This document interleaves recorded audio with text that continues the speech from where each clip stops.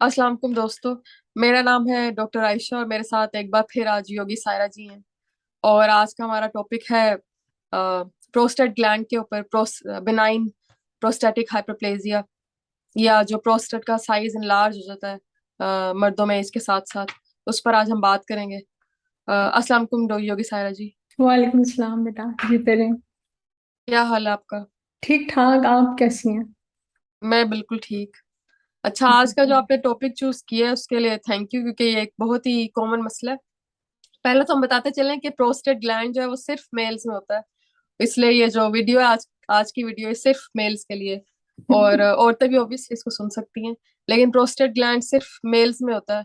और ये जो पेशाब का जो ब्लैडर होता है, यूरिनरी ब्लैडर, उसके नीचे होता है। और इसके इसके दरमियान में से जो पेशाब की नाली है वो गुजरती है। तो ये उसका एक पैसेज उसको एक देता है, ये इसका एक काम है। और दूसरा काम इसका सीमन प्रोड्यूस करना है, जो कि रिप्रोडक्टिव कामों में, या जो आबादी हमारी बहुत कम हो जाती है उसको बढ़ाने में आबादी बढ़ाने काम आता में। यस, काम है। आता है। और पूरी दुनिया इन्होंने बढ़ाई है। पूरी दुनिया में प्रोस्टेट, क्योंकि अगर प्रोस्टेट ग्लैंड के अंदर जो एक शुगरी फ्लूइड होता है अगर वो ना हो तो वो जो स्पर्म्स है वो भी कहीं नहीं जा सकते, और जो हमारी आबादी है वो बढ़ेगी नहीं। तो इसलिए ये एक तो ये इंतहाई जरूरी ब्लेम टॉपिक है औरतों पे नहीं जिसको करना चाहिए। सबसे पहले हम शुरू करेंगे कि प्रोस्टेट ग्लैंड असल में होता कहाँ है, और क्या इसका साइज होता है, या इसका वेट कितना होता है। और थोड़ी एनाटमी और फिजियोलॉजी थोड़ी सी इसकी बताएं प्लीज। जैसे भी आपने अभी थोड़ा सा एक्सप्लेन कर ही दिया आपने कि ऊपर जो है वो ब्लैडर है और फिर नीचे उसके प्रोस्टेट ग्लैंड है। और प्रोस्टेट ग्लैंड के दरमियान से जो यूरिन की जो नली है वो सिंपल अल्फाज में वो उसके दरमियान से गुजर रही होती है। ये जो प्रोस्टेट है जो नॉर्मल है वो 15 से 20 ग्राम का इसका साइज है। लेकिन 50 से 60 और 100 तक भी इसको नॉर्मल कहा जाता है, अगर ये डिस्टर्ब नहीं करता क्वालिटी ऑफ लाइफ को इंसान की। वैसे नॉर्मल जो है वो 15 से 20 ग्राम इसका साइज है। जी। इसका मतलब ये है कि हर एक की क्वालिटी ऑफ लाइफ को ये इफेक्ट नहीं करता। जो उसका वेट है, 6 फीट का कोई है इंसान, उसके लिए वेट डिफरेंट होगा नॉर्मल, बिल्कुल या बिल्कुल। जो 4 फीट का उसके लिए डिफरेंट होगा। बिल्कुल, इसकी क्योंकि बहुत एनाटॉमिकली फर्क है सब। हम्म तो उनके ऑर्गन्स भी का साइज भी फर्क है तकरीबन। हम्म क्या इसका लाइफस्टाइल से भी इसका कोई ताल्लुक है? हाँ बिल्कुल। ऑब्वियसली सेडेंटरी लाइफस्टाइल वाले जो जो बिल्कुल बैठे ही रहते हैं मर्द, और यूरिन पास करने में भी उनको मसला होता है। अच्छा, वो ब्लैडर भरे हुए बैठे हुए हैं, अच्छा अभी करते हैं अभी करते हैं। सो वो भी इफेक्ट करता है फिर प्रोस्टेट को, क्योंकि स्टिल वो बैठे हुए हैं और कोई उनकी एक्टिविटी नहीं है और सेडेंटरी लाइफस्टाइल है। और उसके साथ साथ वो फिर उल्टे सीधे खाने हैं, जैसे जंक फूड है और फास्ट फूड है। फिर इसी तरह फिजी ड्रिंक्स हैं। और भी ड्रिंक्स हैं रंग बिरंगी, आपको पता ही है। हम्म मर्द हजरात शौक रखते हैं आजकल बहुत ज्यादा। तो वो लाजिम बात है, वो इफेक्ट करती है प्रोस्टेट ग्लैंड पर। जी। हम्म तो प्रोस्टेट ग्लैंड असल में जो उसके दरमियान से नाली गुजर रही है पेशाब की, तो उसका स्मूथ फ्लो उसका होने देता है पेशाब का। बिल्कुल तो जब ये बिल्कुल। उसकी जो इनर साइड है वो जब बड़ी हो जाए या इन्फ्लेम्ड हो जाए, या उसका साइज बड़ा हो जाए प्रोस्टेट ग्लैंड का, तो फिर ये होता है कि पेशाब जो है वो रुक रुक के आना शुरू हो जाता है, उसकी नाली जो है वो तंग हो जाती है, पेशाब बार बिल्कुल बार आता है। रात को बार बिल्कुल बार मर्द हजरात उठते हैं पेशाब करने के लिए, और कर भी बिल्कुल। लेते हैं तो उन्हें लगता है कि शायद पूरी तरह खाली नहीं किया, या हम्म। ड्रिबलिंग होती रहती है, पेशाब गिरता रहता है।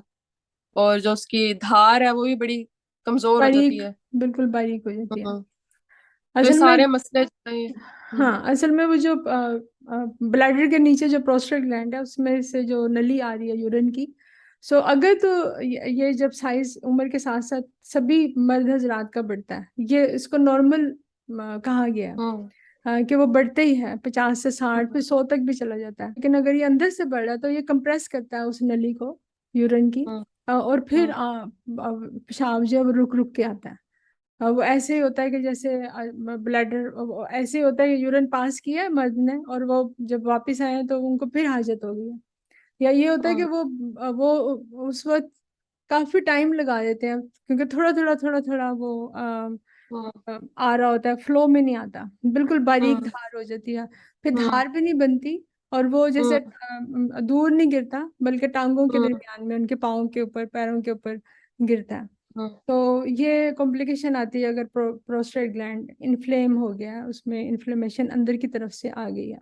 सो यूरेथ्रा को वो प्रेस करेगा, और जो एक तरह हम्म। से जो बिल्कुल यूरन का जो बिल्कुल एंड है, जहाँ से वो एक तरह से जैसे पिचकारी सी एकदम से हम फेंकते हैं, जैसे आपने हम्म। देखा होगा होली पे वो एकदम से थ्रो करते हैं एक दूसरे के ऊपर, रंग फेंकते हैं, तो इस तरह वो अंदर से एक फ्लो में प्रेशर से बाहर आता है। तो वो भी अगर वो वेल्व खराब हो जाए तो तब भी आपको यूरिन पास करने में मसला आता है, आपको नहीं, पान की भी मर्द पिचकारियां हजरात हम बहुत को। बहुत फेंकते हैं। जी। पान हाँ, की पिचकारियां भी हम बहुत फेंकते हैं। हाँ जी, और पान की दीवार पिचकारियां वो और आप देखें सड़कें सब सड़कों पे गंदी कर कोई देते हैं कोई हम। औरत नहीं फेंकती, बस मर्दों को देखा है, इतने इतने मुंह भरे होते हैं और उन्होंने, हम्म। तो वो भी इफेक्ट करते हैं किडनीज पर भी, ये सारी जो हम्म। वो एक हर चीज उसमें गुटखा और पता नहीं क्या क्या डला होता है, सो वो भी इफेक्ट करता है सारा एक यूरिन को पास होने में, क्योंकि वो किडनीज इफेक्ट होती हैं, इससे टॉक्सिसिटी बढ़ जाती है। सो ब्लैडर हम्म। में अगर यूरिन स्टिल रुका हुआ है और वो पास नहीं हो रहा, थोड़ा थोड़ा करके हो रहा है, तो वो फिर इन्फेक्शन हो जाता है ब्लैडर में एक तरह से, और फिर वो बैक किडनीज की तरफ इन्फेक्शन जाता है, और जिसकी वजह से और हम्म। मजीद कॉम्प्लिकेशंस हो जाती हैं अगर इसको क्योर ना किया जाए, उसको इलाज ना इसका किया जाए, तो हमारी किडनीज भी फेलियर की तरफ चली जाती हैं, उसमें भी इन्फेक्शन हो सकता है। हम्म। सो ये बड़ा एक गंभीर मसला है मर्द हम्म। हजरात के लिए, क्योंकि 90% मर्दों में ये कॉम्प्लिकेशन आती ही है। हम्म। कॉम्प्लिकेटेड तब होता है जब इसके सिम्टम्स ये आए कि जी पेशाब रुक रुक कर आ रहा है, हो सकता है कि बड़ा हो, एनलार्ज हो गया हो प्रोस्टेट, लेकिन आपकी ज़िंदगी को वो मुतासिर ना कर रहा हो, और वो हम्म। उन्हीं लोगों को मुतासिर नहीं करता, और नॉर्मल इसको गिना जाता है जिनका लाइफस्टाइल शुरू से ही, बचपन से ही, हम्म। जब से वो यंग एज में है, 20-25 साल की उम्र से ही वो अपने लाइफस्टाइल को अच्छा रखते हैं, एक्टिव रखते हैं, डाइटरी हैबिट्स उनकी अच्छी हैं, वैसे हैबिट्स उनकी अच्छी हैं बाकी लाइफ में, जो कि इंटरनली तौर पर वो अपने आप को साफ सुथरा रखते हैं, और मेंटली भी और फिजिकली भी। सो इससे बहुत असर पड़ता है आपके, हाँ, इस चीज़ पर कि आप 50 अबव हो जाएं, 50 एज से ऊपर चले जाएं, 60s में आ जाएं, तो ये कॉम्प्लिकेशन ना हो। लेकिन बढ़ता ही है हम्म। प्रोस्टेट ग्लैंड सभी का, 90% मर्द हजरात का, लेकिन 50% जो है देखा गया है कि ये कॉम्प्लिकेशन पैदा करता है प्रोस्टेट ग्लैंड, अगर आपकी लाइफस्टाइल अच्छा नहीं है। हम्म। जी। लेकिन अगर इस वीडियो को 20 और 30 साल के लड़के नहीं देख रहे और बड़ी उम्र के मर्द हजरात देख रहे हैं जो 50 साल के हो चुके हैं या 40 साल के हो चुके हैं और उनकी सीडेंटरी लाइफस्टाइल रही अब तक, तो अगर अभी भी वो अपनी लाइफस्टाइल पर ध्यान देना शुरू कर दें, अभी भी अपनी खुराक बिल्कुल। पर ध्यान देना शुरू कर दें, तो काफी चीजें वो प्रिवेंट कर सकेंगे। और कहते हैं कि 50% जो मर्द हैं उनको ये बिनाइन प्रोस्टेटिक हाइपरप्लेजिया का जो मसला है ये हो जाता है साठ हम्म। साल की उम्र हम्म। में। 90% मर्दों को 90 साल की उम्र में हो जाता है, और 90 साल तक तो हम लोग मुश्किल से ही पहुंचते हैं। तो लेकिन 60 साल से पहले जब भी आपको इस चीज की अवेयरनेस हो जाए कि आपने अपनी लाइफस्टाइल चेंज करनी है, तो आप हम्म। तभी से शुरू कर सकते हैं। और बिल्कुल, जब भी अ, आपको, हाँ, होश आ जाए, जब भी आपको डायग्नोज हो जाए इवन के कि आपको हम्म। इसका मसला है, तो आप अपनी वॉक शुरू करें, हम्म। और बहुत चीज़ें हैं, ब्रीदिंग एक्सरसाइज हैं योग में, फिर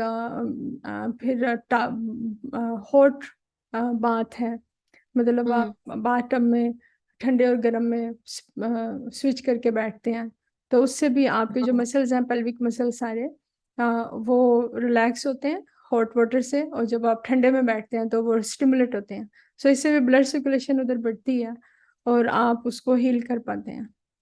सो जब भी आपको होश आ जाए, आप अपने लाइफस्टाइल को, माइंड को भी चेंज करें, लाइफस्टाइल को चेंज करें, तो वो उसका इफेक्ट सबसे पहले तो मेंटली है, देन फिजिकली है। अगर आप मेंटली ही पॉजिटिव नहीं है तो फिजिकली आप कुछ भी कर लें, आप उस चीज को हील नहीं कर सकते। जब आप ये सोच लें कि अच्छा ये तो हील ही नहीं हो सकता, ये तो सारे मर्द हजरात को होता है और ये एज के साथ साथ है ही है, तो फिर आपको कोई भी दवाई या कोई भी इंजेक्शन या कोई भी काउंसलिंग आपको चेंज नहीं कर सकती, जब तक आप खुद अपने माइंड को पॉजिटिव नहीं करते कि मैंने इस चीज़ को हील करना है और पॉजिटिव वे में हेल्दी लाइफ अपनानी है। कोई भी ऐसी बीमारी नहीं है, इसको तो बीमारी में गिनना भी नहीं चाहिए, क्योंकि जो नॉर्मल जैसे फीमेल्स में मेनोपॉज आता है, हॉर्मोन्स चेंज होते हैं, ऐसे मेल्स में भी हॉर्मोन्स जब चेंज होते हैं तो ये इन्फ्लेमेशन हो जाती है या हाइपरट्रॉफी हो जाती है इसकी। नेगेटिव वे में भी हो सकती है, पॉजिटिव वे में भी हो सकती है। नेगेटिव वे में इस पॉइंट ऑफ व्यू से मैं कह रही हूँ कि जब ये हमें डिस्टर्ब कर देता है यूरिन को, हमारे जिंदगी को डिस्टर्ब करता है। और पॉजिटिव वे में इसलिए मैं कह रही हूँ कि ये हमें डिस्टर्ब नहीं करता, चाहे कितना ही बड़ा हो जाए। लेकिन ना, अगर हमारी लाइफस्टाइल अच्छा है, हेल्दी है, तो फिर ये चीज़ें हमें अफेक्ट नहीं करती। ना कि ये हम इसको लेके बैठ जाएं कि अच्छा अब तो लाइफ जो है वो बिल्कुल ख़त्म हो गई है। हालांकि आधी लाइफ तो ख़त्म ही हो जाती है, 50-60 के बाद ही ये शुरू होता है का मसला।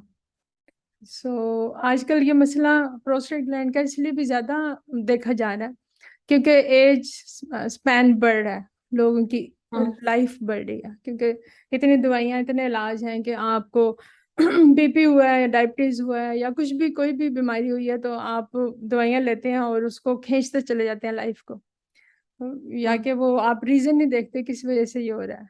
तो लेकिन बीमारी में ही आप लाइफ को इतना लंबा कर लेते हैं कि उसमें और कॉम्प्लिकेशंस और बीमारियां ऐड होती चली जाती हैं, ना कि हम रीजन को देखें किस वजह से ये चीजें हैं। तो हमें बिल्कुल हट जाएंगे हम अपने टॉपिक से, लेकिन मैं एक माजरत के साथ कि जैसे पहले बच्चे पैदा होते थे तो वो इतनी सहूलतें नहीं थी कि वो बीमार बच्चों को भी बचा सकें। तो अब इतनी सहूलतें हैं कि उसको ऐसी जगह पे रखा जाता है, माँ से दूर भी, और वो बिल्कुल नौजायदा बच्चा होता है और वो उसको सरवाइव वो कर जाता है, लेकिन वो बीमारी की हालत में ही सारी उम्र गुजारता है।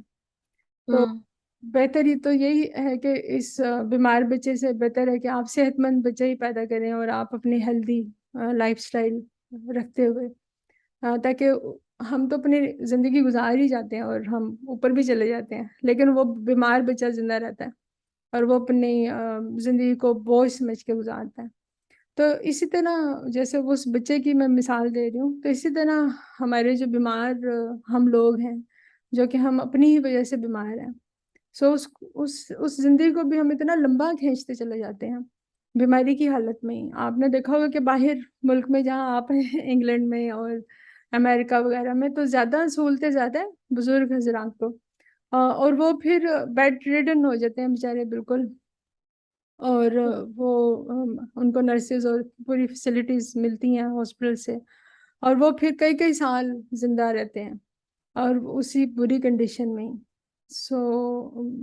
हमारी लाइफस्टाइल ही ऐसी होनी चाहिए और ये हॉस्पिटल्स और दवाइयों से दूर होना चाहिए हमें, ताकि हम हमारी ज़िंदगी जो हमें पता हो कि हमने सिर्फ खाने और अपनी ज़िंदगी को बेहतरीन तरीके से दूसरे वजूहात को ख़त्म करते हुए जिनकी वजह से हम बीमार हो रहे हैं, तो हम उतनी ज़िंदगी जिएं जो हमें खुशहाली की तरफ और सेहतमंद ज़िंदगी की तरफ गुजारते हुए हम अपनी ज़िंदगी को गुजार सकें। लेकिन ये सब चीज़ें हम बिल्कुल हट गए हैं टॉपिक से, ये सब चीज़ें नहीं, साल आप से सही पहले कहती हैं थी। कि हम वो रीजंस को डील नहीं करते, हम जो बिल्कुल। सिम्टम्स है अब उनको डील जैसे करते हैं। इवन के रोजमर्रा की लाइफ में भी हम सिर्फ हम्म सिम्टम्स को देखते हैं। हम कहते हैं हमें हम्म स्ट्रेस है, हम उस हम्म स्ट्रेस की वजह से और खाते हैं, फिर हमारा हम्म वजन और बढ़ जाता है, फिर हमें उस बिल्कुल वजन को देख के और स्ट्रेस होता है, फिर हम और स्ट्रेस में खाते हैं। तो एक वो विशियस साइकिल में हम आ चुके हैं। हम उस स्ट्रेस के वजह को डील नहीं करते कि हम स्ट्रेस किस वजह से हो रहा है, हम उसको बैठ के डील करें और बिल्कुल। उसको कम करने की कोशिश करें। अब जैसे हमने स्ट्रेस की बात की, क्योंकि जब हम स्ट्रेस लेते हैं तो हॉर्मोन्स हमारे डिस्टर्ब होते हैं, और फिर हम्म इंसुलिन रश करता है हमारे जिस्म में, वो एक अलग से सिस्टम, और फिर डायबिटीज की तरफ हम जाते हैं। सो इंसुलिन के वजह से भी हम मोटापे की तरफ जाते हैं। फिर हम बार बार खाते हैं उसको, हम्म उस पेन को, स्ट्रेस की पेन को रिलीज करने के लिए फिर हम खाने की तरफ या इस तरफ जाते हैं कि हम, बजाय ये कि हम हमें कोई काउंसलिंग करे, हमारे साथ कोई टाइम गुजारे, और अब किसी के पास टाइम भी नहीं है कि किसी दुखी हम्म इंसान के साथ बैठ के उसकी काउंसलिंग करे या उसको सुने। सो स्पीकर तो सभी बन जाते हैं, लेकिन लिसनर बहुत कम होते हैं लोग। तो फिर भी फिर हम इस प्रोस्टेट की तरफ दोबारा से आ जाते हैं, क्योंकि हम उस स्ट्रेस की वजह से ज़्यादा खाते हैं, और फिर डायबिटिक होते हैं, और फिर हम इसको जोड़ देते हैं कई बीमारियों के साथ, जिसमें से एक इन्फ्लेमेशन प्रोस्टेट ग्लैंड की भी है। क्योंकि सोडियम बढ़ेगा और शुगर बढ़ेगा हमारे जिस्म में, जिसके वजह से इन्फ्लेमेशन होगी।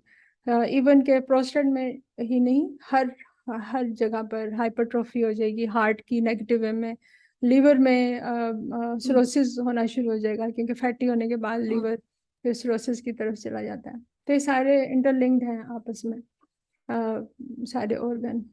सो ये जो सारा। हमने इंसुलिन की बात की है कि हम बहुत ज्यादा खाना शुरू हो जाते हैं, और एक दोपहर का खाना खा लिया, अब रात के खाने तक हमें वेट नहीं होता, बीच में हम उसमें फास्टिंग नहीं करते, हमें होता है कोई चलो स्नैक खा लेते हैं, बीच में हम कुछ ना कुछ खाते रहते हैं, क्योंकि भूखा हमें 1 घंटे से ज्यादा हमसे रहा नहीं जाता, और ब्लड प्रेशर हमारा बढ़ जाता है।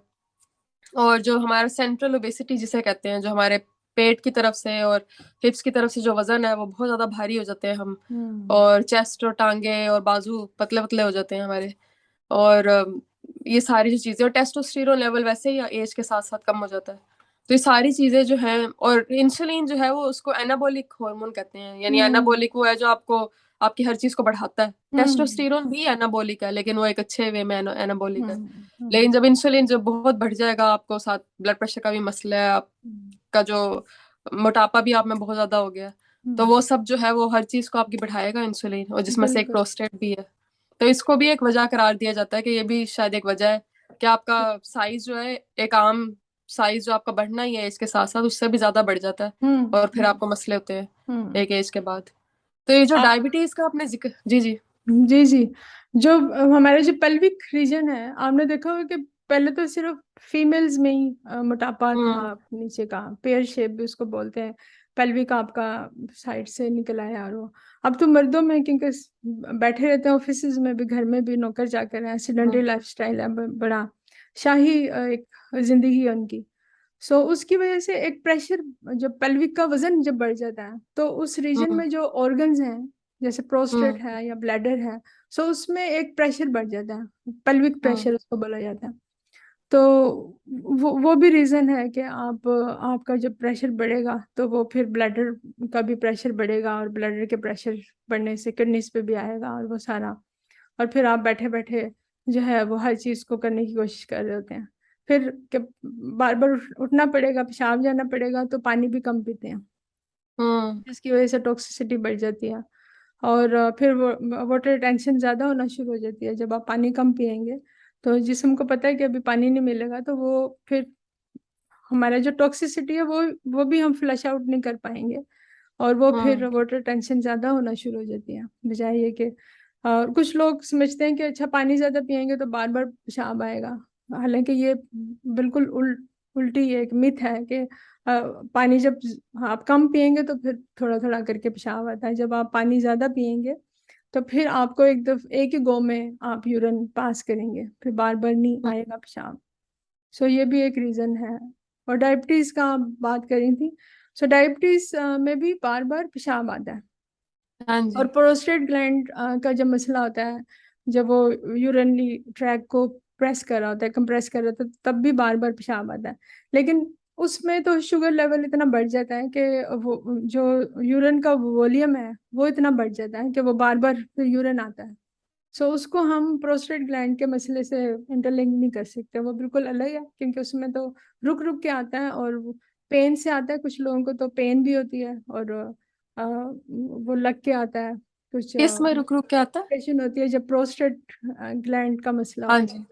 और अगर आपका डायबिटीज किसी को है और वो फिर बार बार यूरिन आ रहा है, तो वो ये ना समझे कि प्रोस्टेट ग्लैंड की वजह से यूरिन आ रहा है। वो तो उसमें फ्लो ये में आएगा, लामतेन। वो तो एक प्रेशर से आएगा डायबिटीज में, और वो ज्यादा आता है क्योंकि यूरिन वॉल्यूम बढ़ जाता है, शुगर लेवल इतना बढ़ जाता है कि उसको वो बाहर निकालने के लिए यूरिन बार बार आता है। अनलेस के उनमें ये दोनों मसले साथ साथ चल रहे हो, कुछ हाँ लोगों में ये दोनों बिल्कुल मसले भी हो होते हैं, सकता है, या हाँ उनको प्रोस्टेट का हाइपरप्लेजिया भी होता है और साथ उन्हें डायबिटीज बिल्कुल भी होता है, बिल्कुल। तो फिर उनको ये क्योंकि मसले होते नर्व्स हैं इतनी वीक होना शुरू हो जाती हैं, अ, सारी ऑर्गन्स की, सभी ऑर्गन्स की। सो हम्म वो कुछ पहचान नहीं पा रहे होते, इवन के लोग तो बिल्कुल उनका जो निचला पेल्विक एरिया वो भी उनको लगता है कि जैसे हमारे साथ है ही नहीं, सुन फील करते हैं हम्म उसको, सनसनाहट सी फील करते हैं, क्योंकि कई दफा उनको इतना बैठते हैं और वो बैक के कितनी शुरू हो जाती है कि यूरिनरी ट्रैक या स्टूल वाली जगह को वो सेंस ही नहीं कर पा रहे होते कि हमें हाजत हो भी रही है कि नहीं, वो निकल भी जाता है इसी तरह डायबिटीज की वजह से।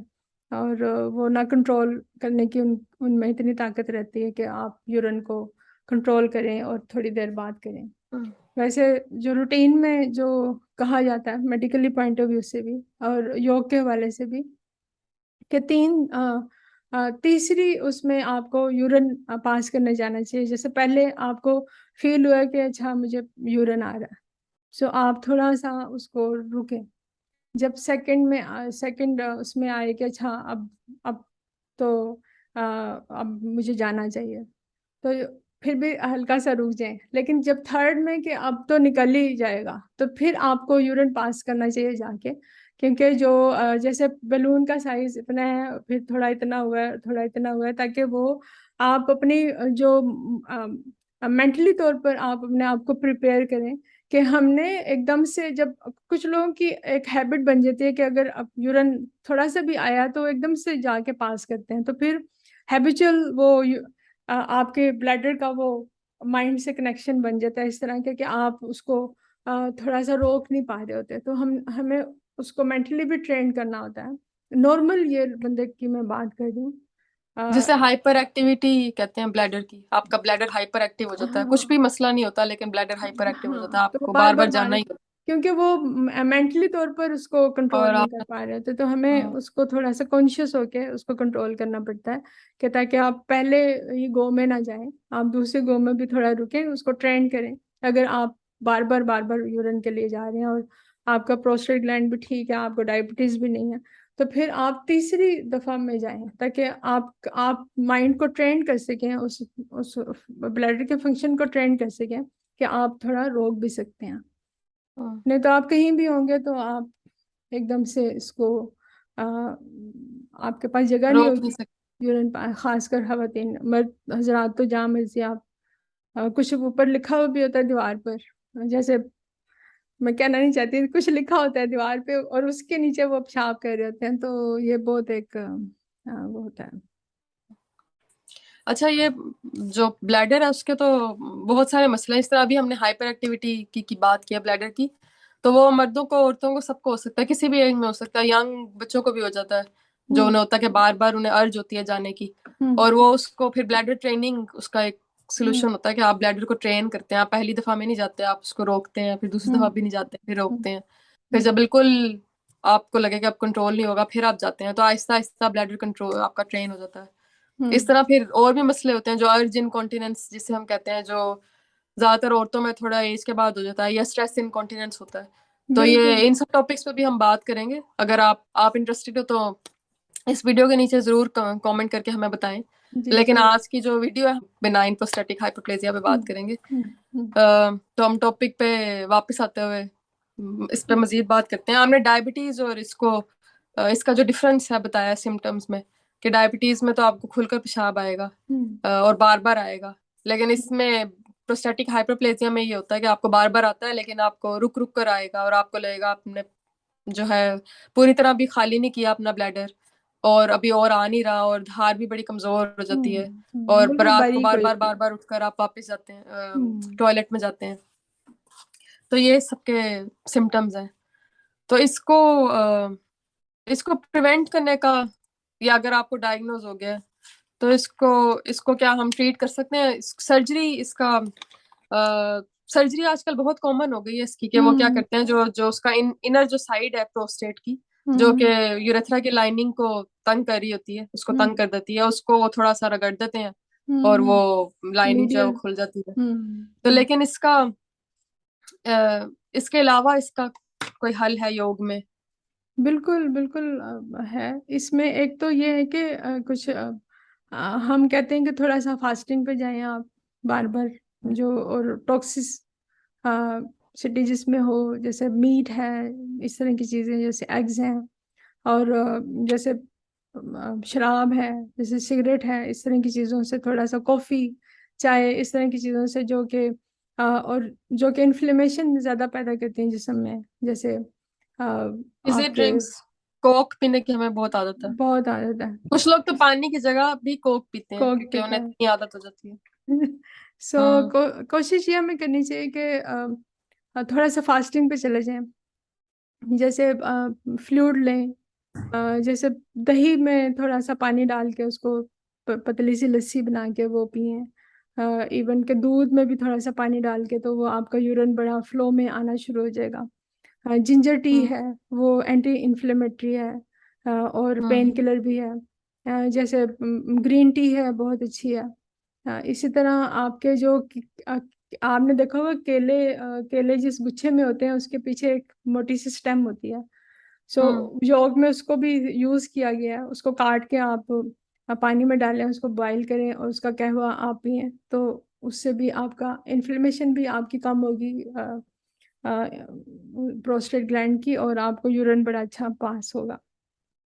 इसी तरह हमारी एक्सरसाइज हैं।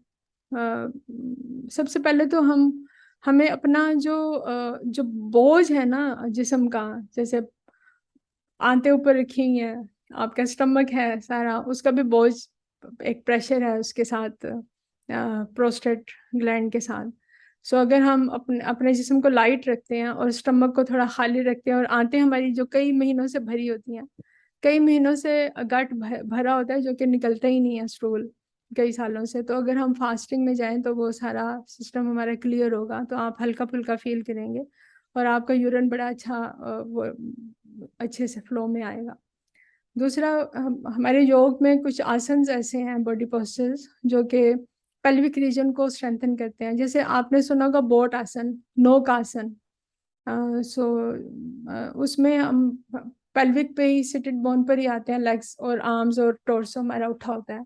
सो उसमें भी पेल्विक रीजन हमारा स्ट्रेंथन होता है, और पेल्विक से जो प्रेशर बना होता है वो रिलीज होता है, जो कि ब्लैडर की तरफ और प्रोस्टेट ग्लैंड की तरफ आता है। सो इसी तरह और भी काफ़ी आसन है, जैसे धनुरासन है, बो आसन है, पेट के ऊपर ही किया जाता है। जैसे कोबरा है, वो भी ग्राउंड होते हैं हम पेल्विक पर ही। सो इस तरह के जो आसन है, जो कि हम ग्राउंड होते हैं पेल्विक पर, सो वो शलभ आसन है, वो भी हम कर सकते हैं इसको हील करने के लिए। सो इस तरह हमारे ब्रीदिंग है, जैसे कपालभाति है, बहुत अच्छा है कपालभाति, जो हम कॉन्ट्रैक्ट करते हैं उस जगह को और छोड़ते हैं। दूसरा, हमारे जो कुछ बंद्स हैं, जैसे मूल बंद, उड़ियान बंद और जलंधर बंद, आपने सुना होगा। सो मूल बंद हम आउटलेट्स को कॉन्ट्रैक्ट करते हैं, और उड़ियान बंद नेवल एरिया को कॉन्ट्रैक्ट करते हैं।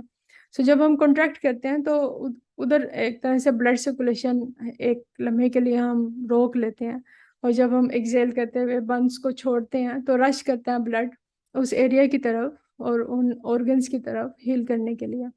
सो ये भी जो कॉन्ट्रैक्शन है, एक अश्वनीय मुद्रा है। अश्वनीय संस्कृत में हॉर्स को कहते हैं। सो आपने देखा होगा कि हॉर्स जब स्टूल पास करता है तो एंड लास्ट में वो अपने आप को कॉन्ट्रैक्ट करता है उस जगह को। सो अश्वनीय मुद्रा उसको बोलते हैं। तो अश्वनीय मुद्रा किया जाए अगर स्टूल वाली जगह को और यूरिन वाली जगह को अंदर की तरफ कॉन्ट्रैक्ट किया जाए हर एक्सहेलेशन में, और इसको रेपिटेशन में किया जाए 10 to 15 रेपिटेशन, दिन में 2-3 मरतबा आप कर सकते हैं। इससे भी बहुत हील होता है हमारा पूरा सिस्टम। इवन के प्रोस्टेट ग्लैंड अगर बड़ा हुआ भी हो तो वो कॉम्प्लिकेटेड नहीं होता, आपके यूरिन ट्रैक को कंप्रेस नहीं करता। सो ये सब चीज़ें, ये नहीं होता कि आप ऐसे करें तो एकदम से ये रिजल्ट आ जाए, लेकिन आपको थोड़ा सा टाइम लगता है। क्योंकि ये काफ़ी टाइम से आप इस चीज़ से को आपने लिया होता है। अगर प्रोस्टेट ग्लैंड का मसला आपको हुआ है तो वो कई पीछे सालों से, अगर आपको 50 साल में हुआ है तो हो सकता है ये 40 साल की उम्र में शुरू हो गया हो, जो कि आपको कॉम्प्लिकेशन उसकी बाद में पता चली है। सो इसी तरह आपको थोड़ा सा धीरज और हौसले का से काम लेना होगा, और आपको ये नहीं कि साल लगेंगे, महीने 1.5 महीने में ही आपको फ़र्क फील हो जाएगा कि आप अच्छा फील कर रहे हैं। तो आसन्स हैं, ब्रीदिंग एक्सरसाइज है, जैसे कपालभाति है, नेवली है, अग्निसार है इसमें, जो कि मैं परफॉर्म करके दिखाऊंगी आपको ये सारे, और आसन्स हैं जिसमें मैंने अभी आपको बताया है। तो ये सब आसन जो हैं स्ट्रेचेस हैं, जैसे ताड़ासन सिंपल, जैसे हम अंगड़ाई लेते हैं जब हम सुबह को उठते हैं तो एक अंगड़ाई सी आती है, तो उसमें भी पूरे आपके इंटेस्टाइन, आपके पूरा नेवल एरिया एक स्ट्रेच हो जाता है, तो उससे भी कॉन्ट्रैक्ट होता है सारा एरिया, और उससे भी हील होते हैं। सो इस तरह ये मूल बंद, अश्वनिया मुद्रा, इस तरह के कपालभाति है, तो नेवली है, तो इस तरह के जो, और पेट के बाहर जितने भी आसन है, धनुरासन है, कोबरा है, आपका शलभासन है। सो इस तरह के जितने भी आसन है जो कि पेट के बाहर हम उल्टा लेट के करते हैं प्रोनेटेड पोजिशन में, सो वो बहुत हील करते हैं हमारे पूरे ही पेल्विक एरिया को। जैसे नौका आसन है, उसमें पेल्विक पर होल्ड करके अपने स्ट्रक्चर को होल्ड करते हैं और पेल्विक एरिया को स्ट्रेंथन करते हैं। तो मसला तो ये कहीं भी। सारे आपने आसनों के नाम लिए, जी बहुत मुश्किल है। और जो जो लोग योगा से वाबस्ता हैं और जिन लोगों को योगा का पता है उन्हें तो आपके नाम लेने से ही पता लग जाएगा। लेकिन इनमें से कुछ अगर आपने जैसे कहा कि अभी आप परफॉर्म करके भी दिखाएंगी, तो ये नाज़रीन के लिए बड़ा फायदा हो जाएगा अगर आप कुछ परफॉर्म करके दिखा दें बिल्कुल, इनमें मैं से अभी कुछ आपको, आसन। जी जी, बल्कि वो जो कपालभाति है वो, और जो मूल बंद और उड़ियान बंद है उसको भी हम करेंगे। एक मंडूक आसन भी है जो कि बहुत पॉपुलर है, और आम लोगों को भी पता होगा इसका, जो थोड़ा सा भी अवेयरनेस रखते हैं योगा से और लगाव रखते हैं।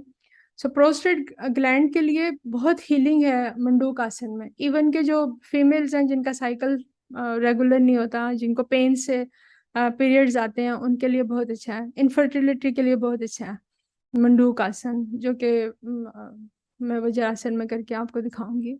तो ये सब चीज़ें जो हैं वो बहुत हील करती हैं अगर इनको रेगुलर लाइफ में हिस्सा थोड़ा सा कर दिया जाए। जैसे अर्ली सुबह आप उठे हैं, ऑफिस जाने से पहले आपने 5 मिनट या 10 मिनट भी इन चीज़ों को दे दिया, तो आप देखेंगे कि कुछ ही दिनों बाद आप अच्छा फील करना शुरू हो तो ये जाएंगे। जो सारी आपने एक्सरसाइजेस के नाम लिए और जो ब्रीदिंग एक्सरसाइजेस के नाम लिए, ये इतनी ज्यादा है कि इन पर शायद हमें दोबारा मजीद वीडियोस बनानी पड़ेंगी, जो बिल्कुल, कि हम इस वीक में, बाकी दिनों में हम वही वीडियोस अपलोड करेंगे। इंशाल्लाह।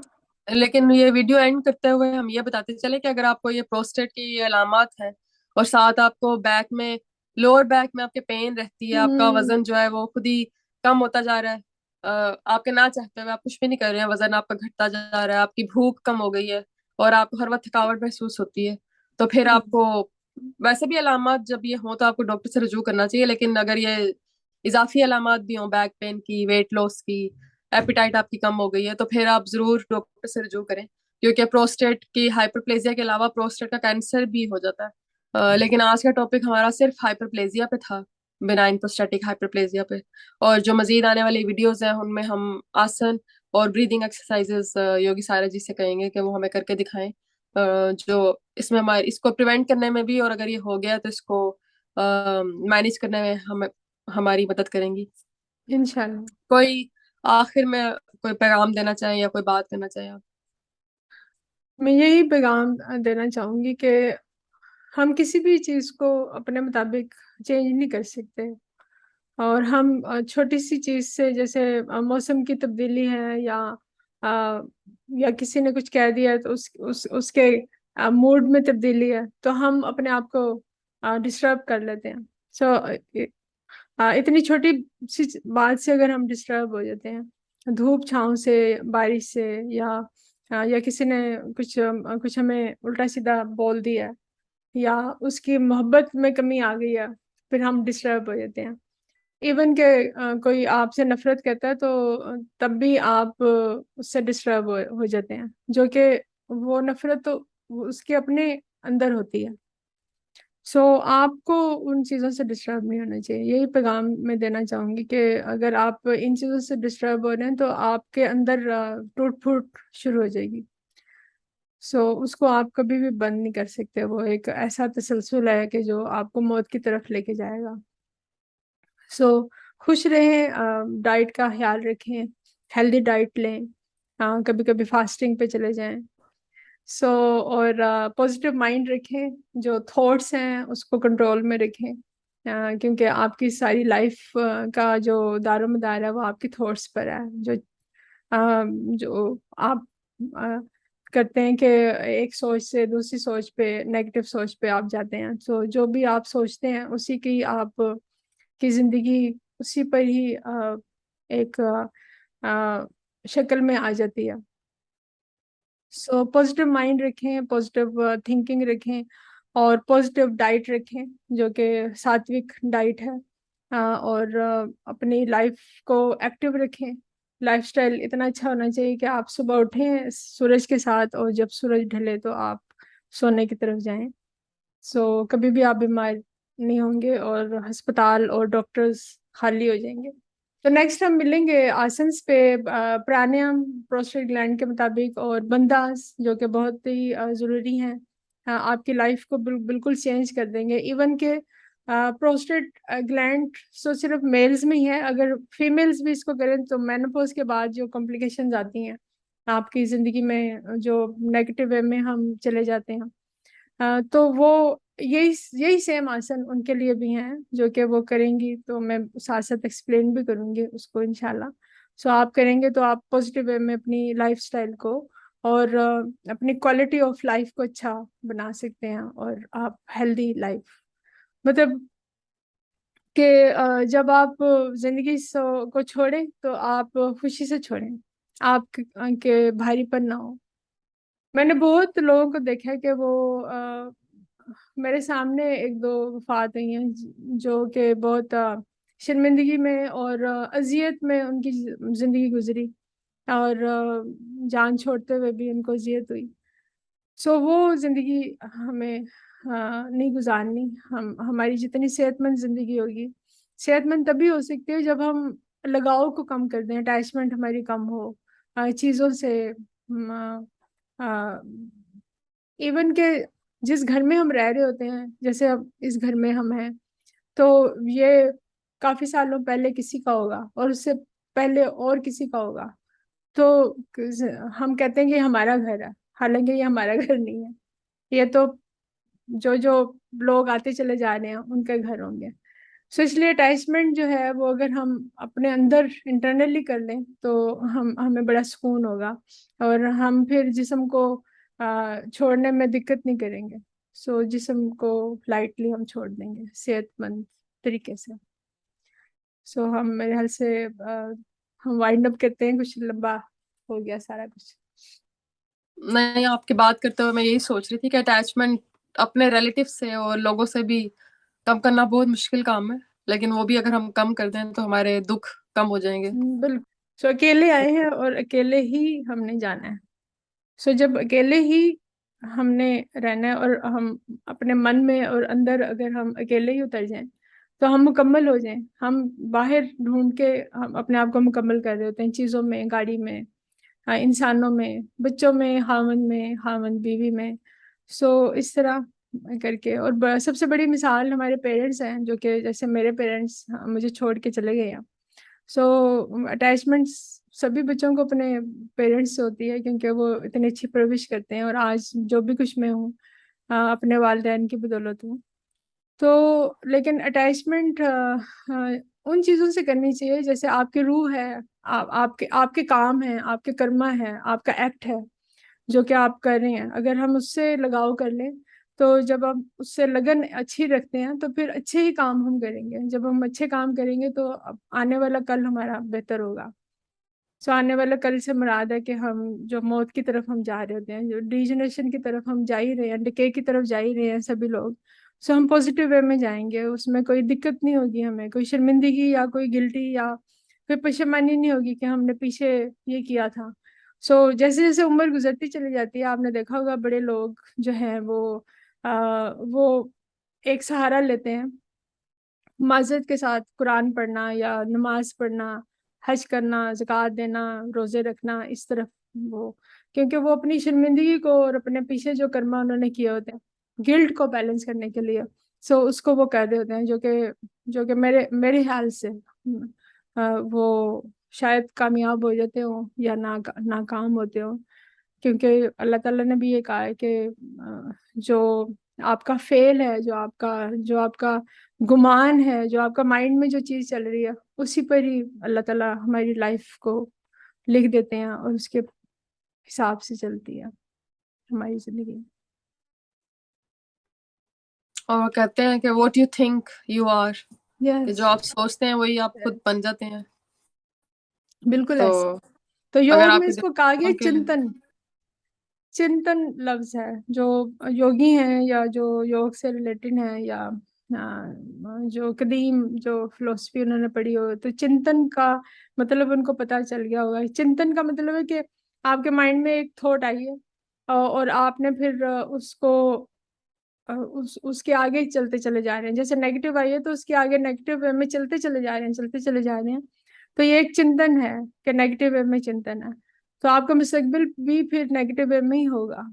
और अगर आपकी चिंतन पॉजिटिव वे में है, अच्छी सोच है, और उसको डीपली आप अच्छी सोच में कन्वर्ट करते चले जा रहे हैं, और वो निचले लेवल पे नहीं है बल्कि ऊपर उठने के लिए आपके लिए है, तो फिर आप पॉजिटिव वे में अपनी लाइफ को गुजार सकेंगे। तो चिंतन जो है, जो थॉट्स हैं आपकी, जो कॉन्शियस माइंड है, जो अवेयर करता है आपको कि आप जिंदगी में हैं, तो आप ट्रेन करते हैं अपने सबकॉन्शियस माइंड को, जो कि आपकी पूरी लाइफ उसी पे मुहित है। सो उसको ट्रेन करें अपने सबकॉन्शियस माइंड को, और चिंतन अच्छी होनी चाहिए आपकी पॉजिटिव, ताकि आपकी लाइफ बड़ी हल्की हो। आपके इर्द गिर्द वही लोग आए जो कि आपके लिए रास्ता सहल कर सकें, रास्ते को क्लियर कर सकें। मेरी अपनी लाइफ मैंने अपनी खुद प्रैक्टिस की है कि मैं जितनी पॉजिटिव रही हूँ, मुझे मेरी अचीवमेंट और बढ़ती चली गई हैं। बहुत से लोग नेगेटिव वे में भी मेरी लाइफ में आए हैं, लेकिन मैंने उनको एक साइड पे करते हुए अपने माइंड को, थॉट्स को पॉजिटिव रखा है, ताकि मैं जो मेरे अंदर एक सोच है कि जो मैंने शायद कामयाब हो जाऊं इंशाल्लाह उसमें, सो उसको मैं अवेल कर सकूं, उसको मैं पा सकूं। अगर मेरे में एबिलिटी है, सो एबिलिटी जो है वो गॉड गिफ्टेड होती है। अगर मेरे में वो एबिलिटी होगी कि मैं उसको पा सकूं, तो मैं ज़रूर पाऊंगी। सो सबसे पहले जो फर्स्ट स्टेप है वो एबिलिटी है, देन चिंतन है कि आप अच्छी सोच रखें, एंड देन आपकी अचीवमेंट है कि आप कामयाब हो सकते हैं उसमें इंशाल्लाह। थैंक यू, आपने बहुत अच्छा मैसेज दिया और मैसेज बहुत उम्मीद लंबा हो है गया। लेकिन इंतहाई मुफीद था। और उम्मीद है कि जो लोग पेशेंस के साथ हमारी वीडियोस देख रहे हैं, हमारी वीडियोस बड़ी पेशेंस के साथ देखने वाली हैं। तो जिन लोगों को पेशेंस है और जिन लोगों के पास टाइम हमारी वीडियोस देखने का, उन सबका थैंक यू। और आपके पास ये पूरा वीक जो है हमारा प्रोस्टेट ग्लैंड के ऊपर ही जी होगा। इस पे बिल्कुल। हम आने वाले दिनों में अंटिल नेक्स्ट संडे हम इसी पे प्रोस्टेट ग्लैंड की ही एक्सरसाइजेस की वीडियोस बनाएंगे रोज। प्राणायाम, लेकिन मुद्रा, इसके आसनास, हाँ, यस। लेकिन इसके अलावा अगर आपके पास कोई सजेशंस हो कोई और टॉपिक्स की, या कोई क्वेश्चंस हो, या इस वीडियो में कोई बात समझ ना आई हो, या इस वीडियो में हमने कोई चीज़ मिस कर दी हो, तो हमें ज़रूर कमेंट सेक्शन में बताएं ताकि हम उसका जवाब दे सकें। और हमारे चैनल को लाइक और सब्सक्राइब करें ताकि हम मज़ीद से मज़ीद वीडियोस बनाते चले जाएं। Thank you. अल्लाह हाफिज़। अल्लाह हाफिज, जीते रहे। Thank you. Thank you. Thank you.